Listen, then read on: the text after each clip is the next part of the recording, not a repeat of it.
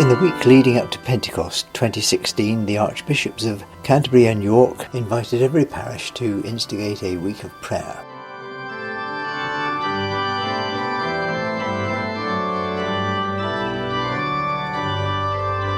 Like many churches, St Mary's Send was open during the week and special prayer stations were set up to inspire people in their prayers. Tony also had the idea of painting some pictures representing the gifts of the Holy Spirit, and on the day of Pentecost, in his sermon, he explained what each one represented. Well, I thought, these are all birds, so which bird can I use to evoke wisdom? Well, it had to be an owl, didn't it? So there's my owl. It's a wise old owl. It's a winky wise old owl. Because there's something about wisdom that causes us to wink, don't you think? I think so anyway. And I stuck his arm up because there's a kind of note of protection about that, I think. So it's a wise thing to be protective. So that's number one of the gifts of the Holy Spirit. Wisdom. Right, what's this? This is knowledge. As a couple of goldfinches. There was a time in medieval period when goldfinches were associated with Christian views of salvation. So I've tried to paint them on a cross. And there's a couple of them to evoke some sort of shared knowledge, shared conversation about things. I'll turn it round for the choir. So that's a gift of the Holy Spirit, knowledge. What do we know that's really worth knowing? How will we use that knowledge? I think I did this one next. This is counsel, gift of counsel, painted as a kingfisher. Now counsel, maybe we think of people with mental health problems going to get some help. That's not really what counsel is. Counsel is the ability to know the right thing to do immediately. So I quite like the idea of a kingfisher, because when it sees a fish, it knows what to do immediately. So that's what that's all about. And it's a gift, isn't it? To know what to do at the right time.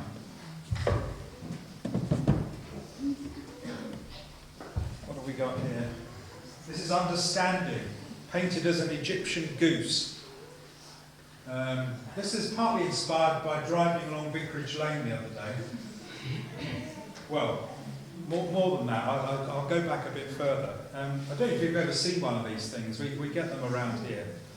They were introduced whenever as ornamental fowl, but now they live and breed and have their being quite easily in the United Kingdom. And they're quite pretty things. They're quite noisy things as well, and we've had one for the last few weeks, sits in a tree outside the vicarage at 4 o'clock in the morning and starts to call all its friends around. So I've been thinking about Egyptian geese for a few weeks. Anyway, I was driving along Vicarage Lane the other day, and one went sort of crashing through the trees above me. So I thought, that's a great angle. What's it got to do with understanding? Well, that's a good question. all of these paintings, I could have chosen any bird, I suppose. I call them icons, so the point is you kind of look at them and you don't sort of immediately nail the meaning of it. You discover the meaning by keep thinking about it. So the meaning of understanding, well, never mind the Egyptian goose. The important thing is that the Holy Spirit gives us understanding. Deep understanding about the meaning of things, the real meaning of things. So maybe the answer will come to me in the goose one day. So here's my next one. This is, see if you can guess what this one is. The bird is a goldcrest. All right. I'm going to have to give the answer away. when I was thinking, what bird shall I use to depict strength? I thought, well, it's got to be some kind of magnificent bird of prey, surely. So I thought, well, which one? We sometimes get red kites around here, which is a bit of a novelty. They're quite nice to see. So I thought, it's got to be a red kite because that's nice to paint. And I thought, well, they're not very common. It better be a buzzard. So then I was walking out the vicarage, coming here to pray earlier in the week, and a red kite flew over here. So I thought, it's got to be a red kite again. And then I had a conversation when I was here with somebody, and they said, they were talking about the birds, and they said they'd seen a goldcrest in their garden, which was very pretty. And I suddenly had the thought, that's the bird for me for strength, the smallest UK bird. Because there's something in that dynamic of small and big, weak and strong. So there's the sort of quite a big little goldcrest for strength. What was I going to do for piety? Well, that all sounded a bit kind of religious. Piety is a lovely thing. So I had another conversation with somebody during the week, and they were talking about larks. So that's a skylark.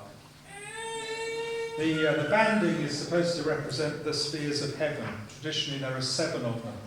So I painted 6 and the 7th is above the frame. That's the idea. Alright? So the skylark's got to 6th heaven, heading to 7th heaven. That's what piety does, it lifts us up. And piety can't be reduced to religion. That's pretty dull. But piety is very important. It lifts our spirits, it's a gift. And finally, running out of time at 2 o'clock yesterday afternoon and determined to finish it for today, and I wanted something red. So this represents the fear of the Lord. And it's more about the kind of attitude than the bird. It's meant to be a pheasant. Style-wise, because it was in a hurry, it's ended up in between styles, so I'm not particularly pleased with it. But I like the look. I like the look. The fear of the Lord. Now, in the biblical tradition, the fear of the Lord, which sounds a kind of scary thing, it's not fear in a scary sense. It's fear in the sense of awe and wonder and captivating our attention for God. And in the biblical tradition, the fear of the Lord is the beginning of wisdom. It says that in the Psalms. So it kind of brings us full circle.